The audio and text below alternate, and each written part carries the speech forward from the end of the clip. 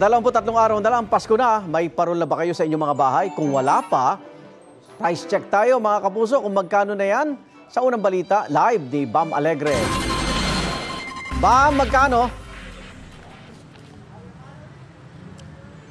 Igan, good morning. Kumukuti-kutitap na mga parol, assorted sizes, assorted prices. Yan ang tatak ng Las Piñas tuwing Pasko.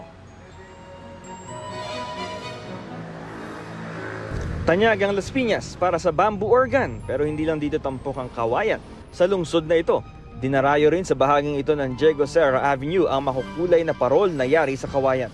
Ito ang ikinabubuhay ng pamilya ni Jay Gallardo. Matagal na po, siguro po mga 50,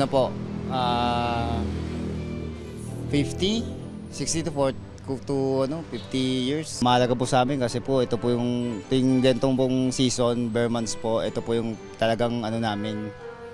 Kasi po medyo okay naman po yung business na to. Ang ganitong mga puting parol na kung tawagin tala, 400 pesos ang isa. Maaari ring bumili ng isang set na maliliit at maningning na mga parol sa halagang 1,000 pesos. Meron ding mga ordinaryong parol na nasa 50 pesos at mga parol na mas masinsin ang disenyo sa halagang 60 pesos pataas. Pamorningan sa paggawa sina Lauren Salen at kanyang mga kasama dahil dumadagsa na ang mga customized order ng mga parol sa kanila. Specialty nila ang mga parol na likha sa kapis. Depende sa size ang presyo nito. Ang small nasa 1,500 pesos hanggang 2,000 pesos. Medium 2,500 pesos hanggang 3,000 pesos at large 4,000 hanggang 6,000 pesos. Katulad ng ibang mga gumagawa ng parol dito sa Las Piñas, isa na rin itong talento na ipinamana sa kanya ng mga magulang niya. Yung sa hanap buhay ng pamilya ko na ganito, matagal na.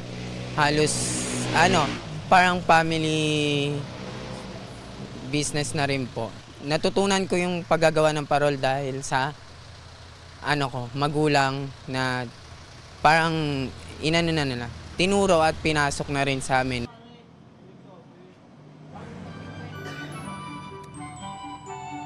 Igan, yung salitang parol ay nagmula sa Spanish word na farol, ibig sabihin ay lantern. At sa ating likuran, makikita ninyo mga sample ng mga handcrafted na mga parol na talagang pinagmamalaki ng Las Piñas. Ito ang unang balita mula rito sa Las Piñas. Bam Alegre para sa GMA Integrated News. Igan, mauna ka sa mga balita, mag-subscribe na sa GMA Integrated News sa YouTube para sa iba't ibang ulat sa ating bansa.